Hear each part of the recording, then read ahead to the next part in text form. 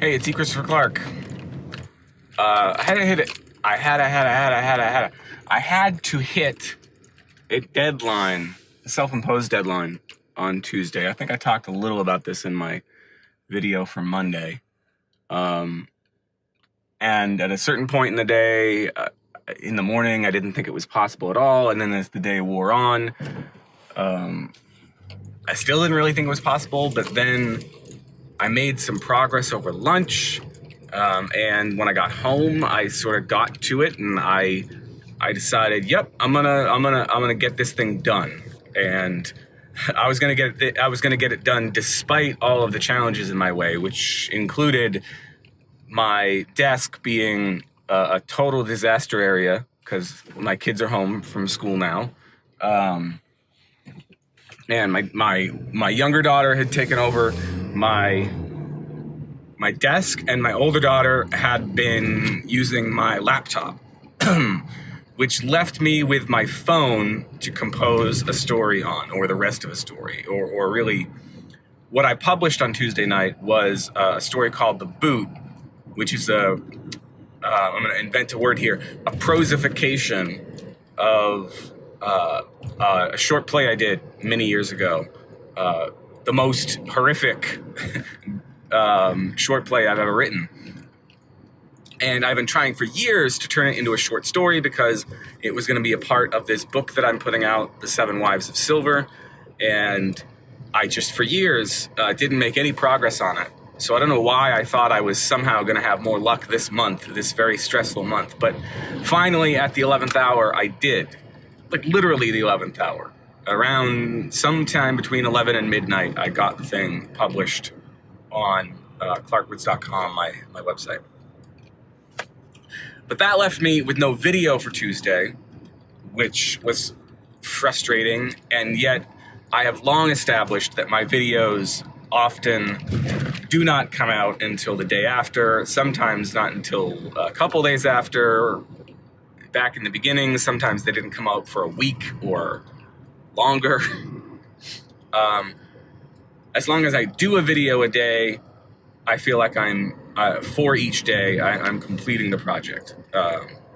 Not with the same panache, pizzazz as Brandon, my pal who started this video every day you're 40 thing, but I eventually get it done.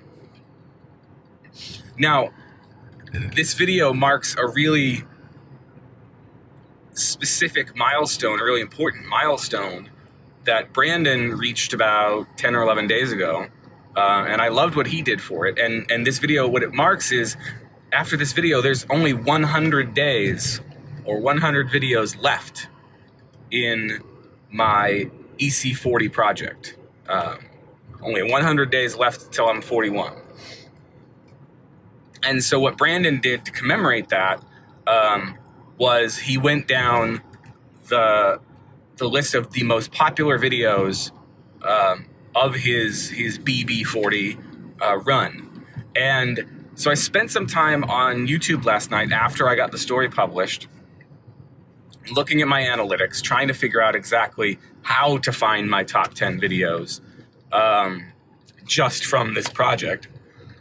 And that proved to be difficult. So finally, I just found a list and was able to sort by number of views. And seeing as most of the most popular videos I've had ever have been during this year, it was pretty easy to just go down the list, weed out the ones that weren't from the project manually and get a list. Of course, the problem is I'm in the car to make this video. I don't have any way, unless I'd thought to print the list beforehand and glance at it every once in a while, which would be dangerous.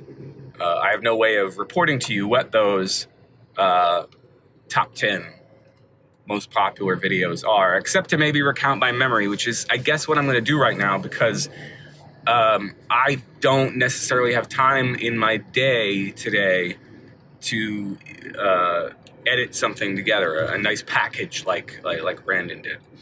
I just haven't left myself enough time. So, as I recall, the number one video, and this is easy to recall because it's got the most views by way, by some infinite number, well, not an infinite number, by a few hundred over any other video I've ever made, and that is my video on the Nine Inch Nails Physical World pre-sale, which I went and recorded a video about the day of or the day after. I think I did it the day of, and I named it. This is something Brandon found as well. I named it pretty specifically Nine Inch Nails Physical World Presale, which was a popular search term then, and so it got hundreds of views. I don't know how many people viewed the whole thing. I didn't look at that stat, but it definitely proves the not the theory, but the fact that YouTube is a search engine, right? Almost first and foremost. It's the second most popular search engine in the world, right under Google, who owns it. Is that fair? Should they be lumped into one? No, but maybe. In terms of the other ones that were popular, again, I don't remember. I'm trying to remember off the top of my head. I'll try to include them in the link in the description below, because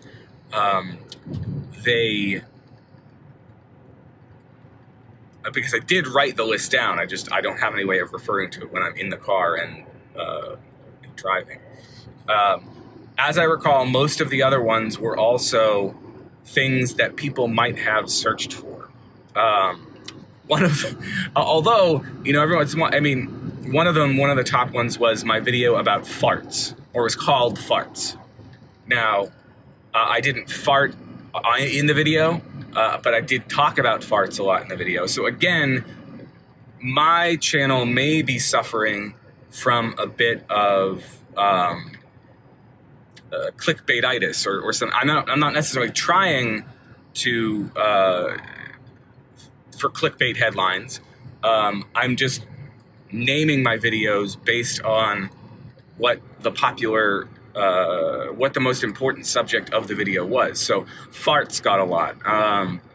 The Patreon video, which was like day 40 or something like that, that got a lot because it's I think because it's the main, or it was the main video on my Patreon page, and it was my channel trailer for a good long while. So no big surprises, I guess, was the theme of this discovery, of this analysis. It really was just sort of looking at it and going, yep, the stuff that I figured, or that I should have figured would be popular, is popular.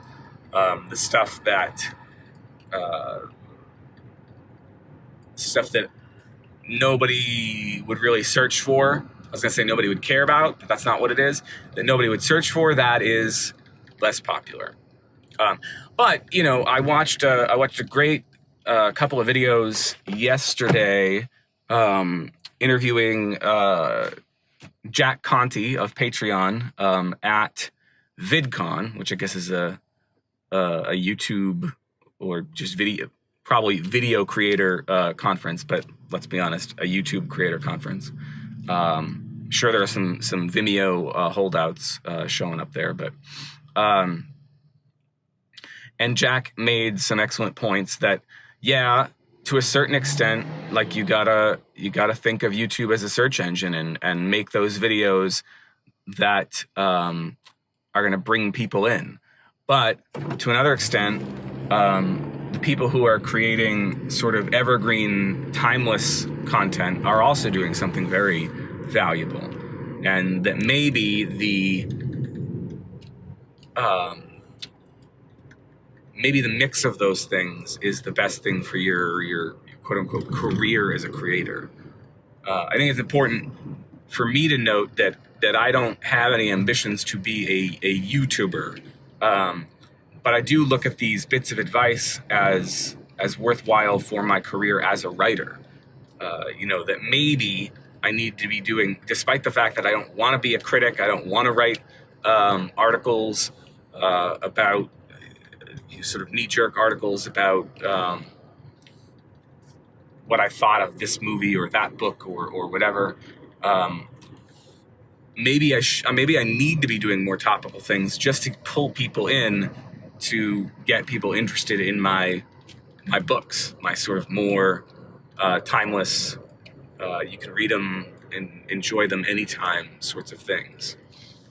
Of course, the other part of me thinks I should just be reading stories out loud on the channel here. That I should, if not read stories, read excerpts from things and talk about them and talk about why they are interesting and what makes them tick.